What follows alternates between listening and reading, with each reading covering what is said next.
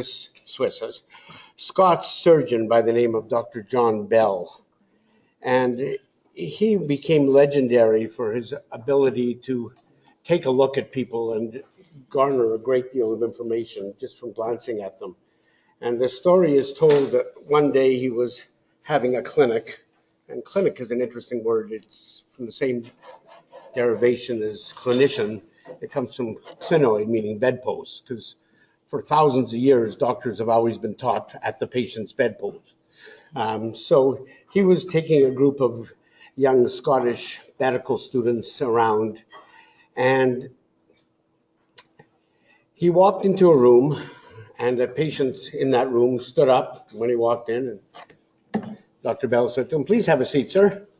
And the man sat down, and he turned to his students, and he said, "Well, it's obvious this gentleman has just returned from India, where he served in the 48th Highlanders, rose to the rank of Sergeant Major, and played the tuba in the regimental marching band." And the students looked at Dr. Bell and said, "Now, how could you possibly know all that?" And he said, "Well," he said, "when I walked in, he stood at attention," he said, "which reflects a military background. And also, if you'll notice, he's tanned and he has new clothes, which means that very few people are tanned in Edinburgh this time of year. And his new clothes indicate that he's come from a warmer climate. And that, together with his military background, you read in the Times last week, that the 48th Highlanders have returned from a time in India. And this gentleman's clothes, although new, are they're good quality, but not the best quality, which indicates that he probably wasn't an officer, but an enlisted man. But due to his age, he probably, barring something unforeseen, rose through the ranks and became probably the highest, or one of the higher ranks of non-commissioned officers, which is Sergeant Major. And he says, if you'll notice, he has a band here and a band here on his tan, which corresponds to the special hats that the 48th, some members of the 48th Highlanders wear, but the only people that wear those hats are the Fusiliers, and they're all over 6 feet tall, or the marching band." And he says that he has a large chest, so I assumed that he played a wind instrument, and I guessed the tuba. And he looks at the gentleman and he says, "Am I right, sir?" And the gentleman said, "No, sir. I played the brass drum." So the idea that used to be that you could learn something from looking at patients became part of the folklore. And this was personified by one of Dr. Bell's students, a fairly unsuccessful physician by the name of Sir Arthur Conan Doyle. And Doyle decided that he couldn't make money in medicine, but he tried to earn his living as a writer. And after one or two forays into science fiction, that he decided that he would write detective novels. And he wrote himself in, of course, as all of us good medical writers do. And he wrote himself in as Dr. Watson. And Dr. Sherlock Holmes was modeled after Dr. Bell. So I decided that perhaps we can carry this way of looking at patients and garnering information onto, it used to be in the emergency, but in any clinic, what can you actually learn about a patient's pathological conditions in the first 10 seconds? Well, the first thing you can see is you can see them walk in. And can we have the slide, please? You'll find that in medicine, there are dozens of different walks. There's medical, surgical, psychiatric. So we will go over, and these are all of the things you can use, all your senses you can use to determine what's wrong with somebody. So we will go take a look at observation walks. So this is not a trained actor. This is it is dramatic first appearance. We have myocardial infarction. People walk slowly. They have their hand over their heart and they're sweating. COPD, their mouths are open, their nostrils flared, and they're trying to get using accessory muscles. Renal colic, they hold the part that hurts. And they walk holding it.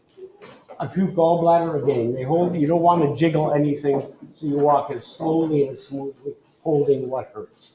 And again, another surgical walk is pancreatitis or peritonitis. anything that shakes your middles hurts. So you walk trying to hold your innards steady. Other walks, hemiparesis from a stroke, apraxia after a stroke, like your feet are covered in glue. And then there are just various movement disorders. There are also orthopedic walks where you limp. There are upper limb where you hold the sore limb steady. Psychiatric walks, everybody knows what a depressed person looks like when they walk, their heads down. People that are manic tend to walk and sort of look all over the place. Well, schizophrenics tend to seem to be not involved with the world. So once a patient comes into the room, you do three things at once. You turn your name tag over. I'll get to that in a minute. You shake the patient's hand, looking at their hand. You take a good sniff and you say, "Hi, my name is Dr. Waldman. Mr. Jones, can you please tell me what your first name is?" The reason for that is if the first name corresponds to the name you have in the chart, you're probably in the right room. If it doesn't, you're probably in the wrong room. So make sure you're seeing the right patient. You take a good sniff because you can smell things. All sorts of conditions have odors, and some of the very important ones do. There's the green apple smell of ketones, which can indicate starvation or diabetes. You can smell a fecal odor on the breath, often indicates bowel obstruction. Urinary odor can indicate either renal failure or poor hygiene. Many infections have very, very distinct smells. If you ever smelled the sickly sweet smell of gangrene, you'll never forget it. Pseudomonas has a very distinctive smell. I can't describe it, but anybody here ever smelled a Pseudomonas infection? Yeah, once you smell it, it fills a room and you'll never forget it. So those are the major. Diphtheria is supposed to have distinctive smells. And then you take a look at the hand. You shake their hand, you take a look. Look at their nails. Are their nails trimmed, neat, or are they neglected? Are they chewed down? If their nails aren't painted, you could take a look. If people have been very sick or have had very high fevers, they form a white line across their nail. And this grows out as the nail grows out. And these are called Bowes lines. A nail takes about eight months to grow out. So if you see a white line right across the nail halfway up, you can say with almost certainty that patient 4 months ago was very, very sick. So this is another clue. Are their hands warm? Are they cold? Are they indicating maybe a thyroid disease or circulatory problems? Are they soft, indicating that they work in a sort of professional capacity, or are they callous, indicating that they work somewhere else? Is there a tremor? After you shake their hand, you take a look at their hair. Is their hair neat? If they dye their hair, is there more than 1 inch of root showing, which could indicate depression? Look at their eyebrows. Are they full? If the middle third of the eyebrow is missing, it can indicate thyroid disease. Look at their pupils. Are they the same color, the same size? Are they the size appropriate for the light? Tiny, tiny pupils can indicate narcotic addiction or narcotic doses, except for one. I don't know what one doesn't dilute probably. Demerol. Demerol doesn't dilute your pupils, so it's the drug of choice amongst addicted physicians. Look at the sclera. Are the scleras yellow? Some really cool diagnosis can be made if there are asymmetries. One eye bulging, one eye jaundice can indicate all sorts of interesting things. After you look at that, check the skin. Is it pale, bronze colored, pale anemia, bronze colored, maybe hemochromatosis, Addison's disease, blotchy, any number of rashes? The nostrils, are they flared, indicating they're having trouble breathing? Is their mouth open, indicating they're having breathing trouble? Are their teeth well cared for? And then quickly glance at their clothes. Are they dressed appropriately for the weather? Are they dressed appropriately? Is their clothing clean, or is it tattered? Does it indicate that they're not taking good care of themselves? And basically, and look that they are stating, are they symmetrical? Is everything the same on both sides? Asymmetries are always important. And that time your 10 seconds are about up, and then you do one more thing. You say to the person, I'm sorry, did I introduce myself? And the reason for this is it's a non-threatening way of testing their short-term memory. If they say, sure, you're Dr. Waldman, you know that they were paying attention. If they say no, you know that maybe their short-term memory is a little off. And if they say, yeah, you're Dr. Robinson, they may be Korsakoffs and confabulating. So that's what you can learn in 10 seconds. So it then occurred to me to go on to do something completely different, and that is, can you train people to be good observers? So I put together about, as long as we have time here, half a dozen or a dozen different things to show you where people have built-in biases and basically to teach you how to look. So the first thing I want to look at is this. This is one of the most famous paintings in the world. It was painted in the 1700s by that dashing-looking fellow over there with the paintbrush in his hand. Do we have his pointer somewhere? If we don't have a pointer, it's fine. His name is Velasquez, and he was the most famous painter in the world. So, in 30 seconds, what's the painting about? Anybody have an idea? Who's he painting?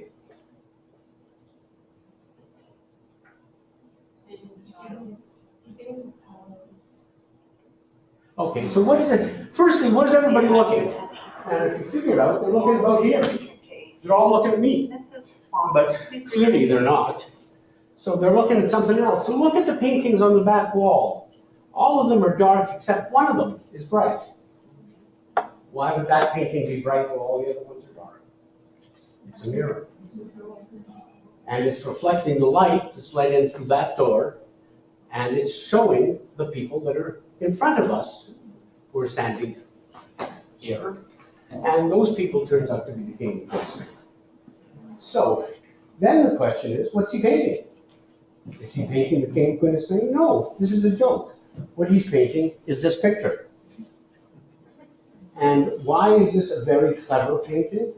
Because basically this was painted on commission. All these artists at that time had to sell their paintings to patrons. And this was painted to be sold to the king of Spain.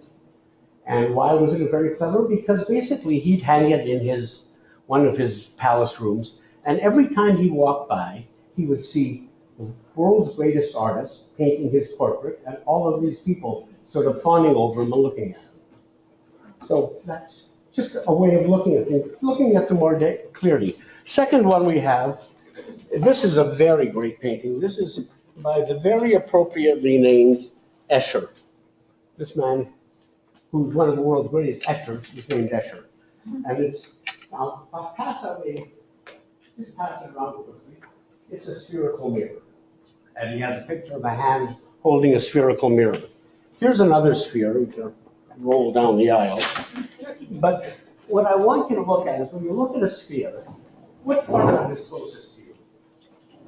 And when you look at that mirror that I'm passing around, what part of the mirror or what part of the sphere is always closest to you, no matter where you are? The center, absolutely, because it's shaped, it's got a bulge, and no matter how you move, that bulge is always closest.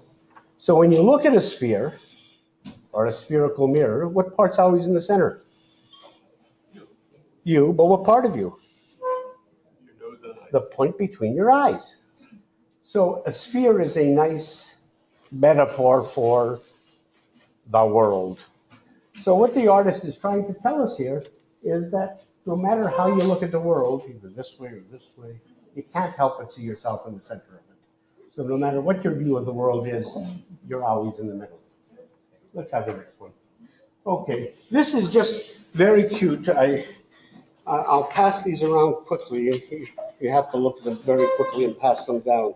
But to the untrained eye, they look like two pieces of wooden crack. But the trained eye, you'll obviously recognize them as Tommy the Tank Engine tracks. But the question is, why is number 2 larger than number 1? You can pass it down quickly so you.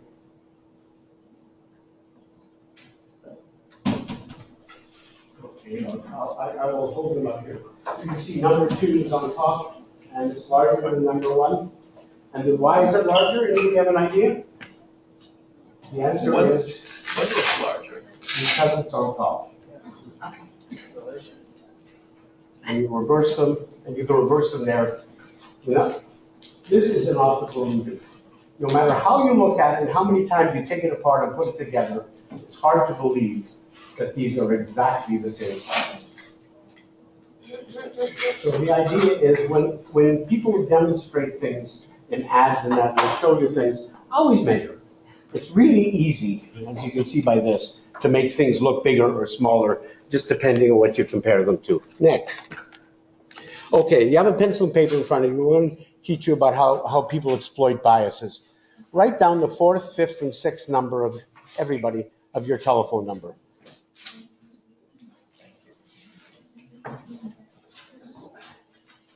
So basically, this is just a way of getting a random number. So whatever your phone number is, write down the 4th, 5th, and 6th. So we won't be bothered with area codes and everything else. Pardon me? No, I don't care. You can use the area just so you get a 3-digit number. Okay, now everybody, I want you to guess how many countries there are in Asia and write that underneath your number. Okay? We'll do this really quickly. All right. How many people have phone numbers less than 200? Okay. How many countries did you say there were in Asia? I don't want to be singled out for that. No, I mean, what did you guess? 35. 35. Okay, next. Under 200. 8? Okay. Anybody else under 200? More? 18. Anybody else under 200? Okay, 300 to 400, 200 to 400. Put your hand up if the number was 200 to 400. Nobody? What? Okay, what number did you write? 205. How many? No, how many countries did you guess there was? The country. Yeah. I didn't have to think of that. Okay, how about 300 to 400? 400 to 500? Somebody must have a number of 400 something. No, 500? What did you write? 41 countries. 41? 32. 600? Just shout it out. 15. 13? 20? Okay. 30. 30? Pardon me? 50. 50? Okay, how about 800 to 1,000? 18. 18? 30? Basically, what happens is, and you'll see it's not actually, you don't have enough people, but the larger number you wrote down, the more countries you'll guess are in Asia. It's an inborn bias you can do with hundreds of people, and it always the same. And once you tell people about this bias, and then you say, write down another random 3-digit number and guess how many countries there are in Africa, the people that write the larger numbers will guess more than the people that write the smaller numbers. Even knowing there's a bias built in, you can't get away from it. It's built into you. So again, these are how if you want people to choose large amounts of things in the store, you subject them to a large number, they'll buy more. If you subject them to a small number, they'll buy less. Next. Oh, how many countries are there in Asia? There's 48 countries in Asia. Oh, 3 people are right. Okay, next. Next one. Next. Birthdays. This is very cool. The odds are that at least, I'd say 4 or 5 people have birthday on the same day in this group. We can ask, does anybody know how many people you have to have together in a room before 2 will have a birthday on the same day, 50% of the time? 23. It doesn't make any sense. It doesn't make any sense at all, but you can look it up, you can do the math if you want to. You only need 23 people. So that's a bias. But the interesting thing is that there are biases built in. If you see things all the time, you don't see them. You become blind. Just like if you don't smell something in the first 10 seconds, you don't smell it. You become blind to biases. So one of the greatest biases that people are blind to are the days of the months. So let's just go. What do these names mean? What does January mean? Where does it come from? Anybody know? Roman god Janus. February, god Freya. Mars, Avril. May was a god. June, I can't remember what god, but it was another Roman god. July is Julius Caesar. August is Augustus Caesar. September, SEP, is the 7 means 7, October means 8, Novo means 9, and Deco means 10. Okay? So that's how the months are named. The question is, that nobody ever seems to notice, is why is the 10th month named 8? Why is the 11th month named 9? And why is the 12th month named 10? It's been there forever. The reason is very cool, if anybody's interested, is basically the Romans had a great way. They had every month was 30, 31, 30, 31, 30, 31. And it worked out beautifully. They just had a couple of days at the end to take care of. But then Julius Caesar became emperor. And he decided that he should have a month named after him. And the best month in Rome was July. So he just stuck his name in there. And he also said it should have 31 days because he's important. Well, after him came Augustus Caesar, who said,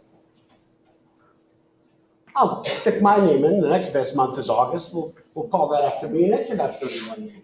So all of a sudden, the 30-31 got messed up, and all the months got out of order. But people live their entire lives, even study Latin, and nobody ever seems to notice that the months are numbered wrong. Next. Okay, here's a quick question and see how many you can solve it. My birthday was on August 21st, and on that day there was an eclipse. Now, there are 350 roughly million people in the States, about 10% less in Canada. How many people had birthdays the same day as me? About 1 million. Yeah, exactly, about 1 million, because there's roughly 365 days in a year and roughly 365 million people. Easy problem. How many had their 70th birthday?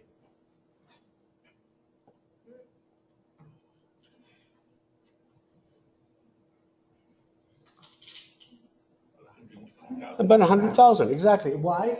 Because basically population pyramids look like this. That between the ages of 10 and 20, 20 and 30, 30 and 40, up to about 70, very few people die in our society.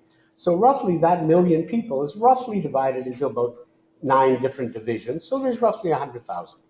So you can solve very interesting problems with very little data if you just look for things. Next. Oh, not seeing the obvious. This is my favorite. This is just a lovely story. Any of you ever heard of the Hemlo gold mine? The Hemlo gold mine was one of the richest gold mines ever found in Canada. And it was located between Kenora and Winnipeg. And the amazing thing is that 20 years before they found the Hemlo gold mine, they blasted a highway from Winnipeg to Kenora, a new highway. And they had geologists and everybody else checking the rock to be sure that it would be strong enough to maintain a highway and everything else. Nobody bothered to check to see the rock amongst all the geologists. It was gold bearing. And the largest gold mine in the world had the Trans-Canada Highway right through it. And it was there for 20 years before a geologist pulled out the side of the road to pee and noticed that the rocks he was peeing on were gold. So it was a very cheap mine because they can get the ore out very quick. All right, so these are actual ads on TV. And what I want to try to do is to get people to look at ads. Here's an ad. You've probably seen it. There's an old couple sitting together. And he says, I love change. And she says, sure you do. We've been married for 40 years. We've lived in the same house for 39 years.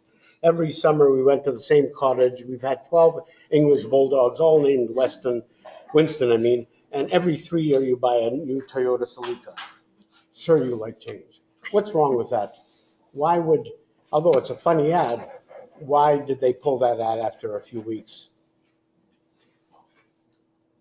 Well, bulldogs over 40 years. Exactly. They're killing a bulldog every 3 years. Bulldogs should live for about 10 years. So somebody pointed this out to the advertising agency that these nice people are killing off their dogs at a great rate. So they pulled the ad. But again, when you look at things, people never expect to. This is another wonderful one. You've all seen this ad. This guy gets up and he says, I thought we were German and I bought lederhosen and we eat sauerbraten and listen to tuba music or whatever. But then I sent a sample to Ancestry.da and found it only 17% German, but 60% Italian. So now I cook pasta and listen to opera all the time. What's strange about that? Why does that ad not make a lot of sense?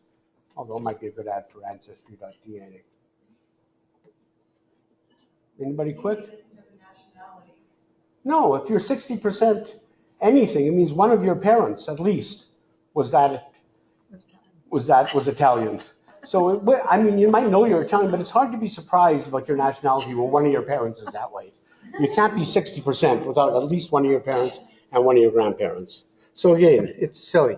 This is more important because remember Trump and all these people talk about fake news. Well, about in 2010, a Danish newspaper published a cartoon of Muhammad, and there was just indignation and outrage amongst the Muslim world. And 2 days later, the BBC showed footage of a small Yemeni village where they were burning a Danish flag. They were so upset about this. What's wrong with that? Why was that fake news? How many people here know what a Danish flag looks like? How many people know where you'd find a Danish flag in Toronto? How many people know where you'd find a Danish flag in a Yemeni village? Exactly. There was no. What happened probably is some people who have a view to espouse drove up with a Danish flag, a camera capable of shooting BBC quality video, and probably a truck full of falafel, and say, here, guys, burn this flag, we'll take some pictures, we'll all sit down afterwards, and we'll show BBC how the world is rebelling against these terrible Danes. Okay, so here's this. This is another example about not seeing too much detail when you should really just see the large picture. So this is a very, very famous psychological experiment. Linda is a 35-year-old woman. Her parents taught liberal arts at an Ivy League school. She studied sociology and feminine studies. She is single. Which of these might be true of Linda? She works at a bank and does yoga often. How many people? You're just guessing. Number 2, she works in a bank. Number 3, she works in a library and is very involved in women's issues. How many? And how many she works in a library? And the right answer is she works in a library. Why is that right and not 3? Because 3 is contained in 4. In other words, if you guess 3, she could work in a library and not be involved in women's issues, you'd still have the right person. If you drew a Venn diagram, number 3 is entirely controlled within number 4. So we tend to do that with people. We give them choices that are very specific, and they tend to choose that rather than seeing no. The more specific you get, the less chance you're right. Next. Large numbers. People don't know large numbers. And just to give you an example, we talk about billionaires very glibly as if they're just wealthy millionaires. 1,000,000 seconds is 12 days. 1,000,000,000 seconds is 35 years. So the difference between a millionaire and a billionaire is the difference between 12 days and 35 years. The numbers aren't even close. Although they're used almost interchangeably now, they're not even close. Next. Yeah, this is my favorite. Take 1,000,000 centimeters from where we are, you'll get to Sinclair. If you take 1,000,000,000 centimeters from where you are, you'll end up in Mecca. The numbers aren't even similar. Next. Oh, yeah, let's do some quick, these are just quick logic puzzles. 50 white socks, 50 black socks in a drawer, your eyes closed. Take out, how many socks do you have to take out before you got a pair? Quick. 3, right. Everybody get why? You can take out 1 black, 1 white, and then you gotta get a pair. Okay, next one. A gallon of water and a gallon of wine. You take a cup from the wine, dip it in the water, pour it in one, you mix it up, you take a cup from the other, pour it in the next. Do you have more wine in the water or more water in the wine?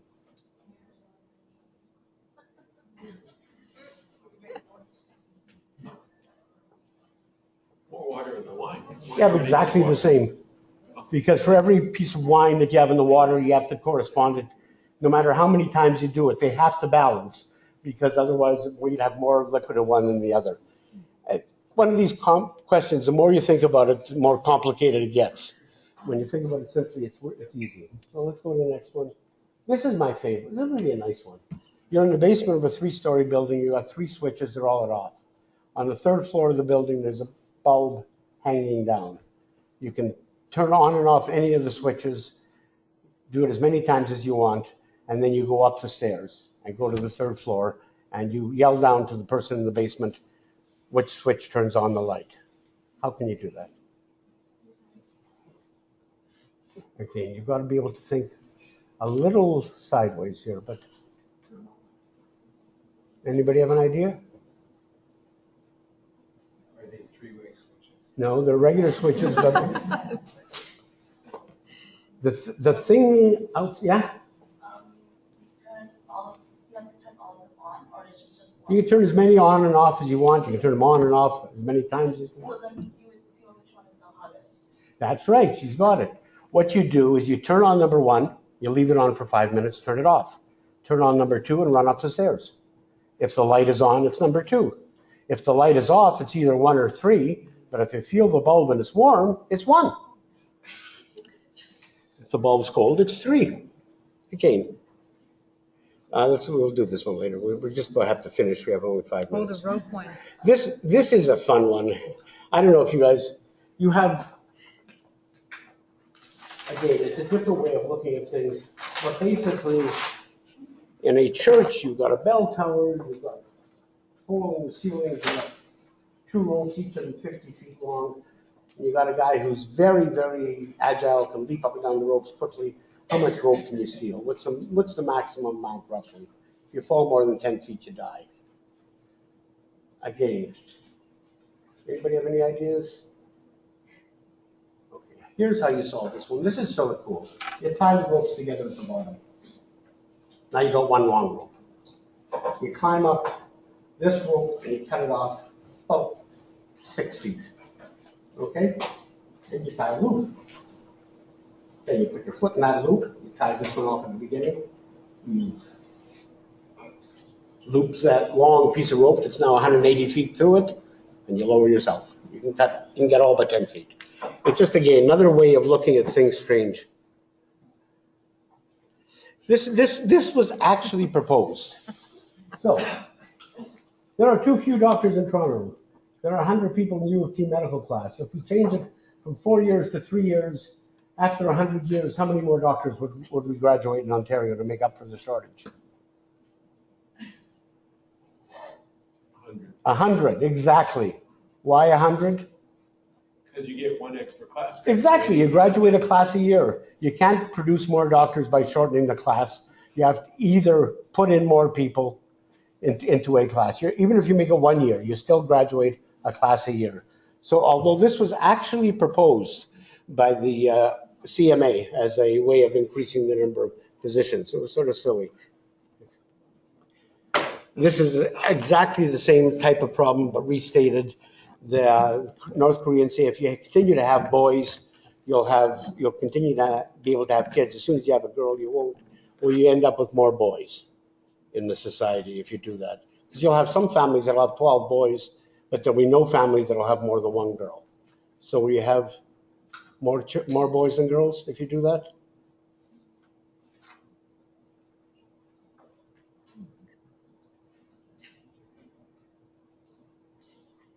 And the answer is no. Because basically, each time you have a choice, you have one boy, one girl. So at the first generation, 5 boys, 5 girls. The 5 that have had boys will have, let's say, 2 of them. Each time you get half boys, half girls. So you'll get a skew, you'll get a lot of families, but you won't get one extra girl because you can't make people have more. Each time it's one or the 2. Next. Oh, let's go to the next one. This is sort of silly. Okay, this is the last problem. Pretend you have your cell phone with you and you can use it for anything but data. And you can also, we'll put a special app in it. And I want you guys to work in table groups. A special app that'll work as a barometer so you can measure air pressure. And I want you to use that phone with that app any way you can to figure out the height of this building. And we'll give points to the group that figures the most ways of doing it and points to the group that figures out the most accurate way of doing it. Okay? You got 2 minutes. See what ways you can figure out how to figure out how high a building is using a cell phone.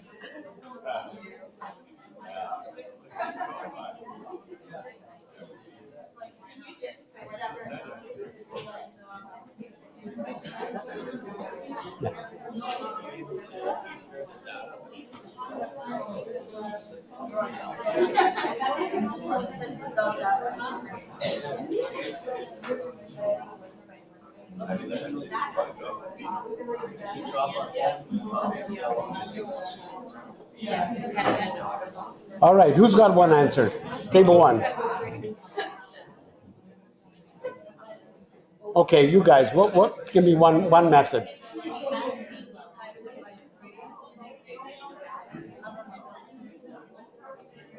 Okay, Morris, give me one method. Yeah.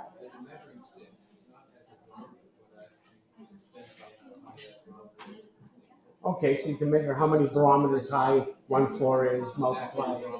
Okay, that's one way of doing it. Use it as a measuring stick. We're going up to the roof, dropping our barometer and seeing how long it takes. Right, if things fall at 32 feet per second, you can time it, see how long it takes to fall. Anybody else? Oh, come on. No physicists here? You can measure the length of the pendulum if you try a spring. Pendulum's period based on height. You can put it on the ground. You can draw an angle between it and the top of the building, and using trigonometry figure it out. You can use the barometer, measure the air pressure at the bottom, the air pressure at the top. But what's the most accurate? Call the architects. Call the architect and say, I'll give you a brand new phone if you can tell me how tall this building is. And that's what we're trying to teach you guys. Just try to look at things and see them outside of the box. Thank you.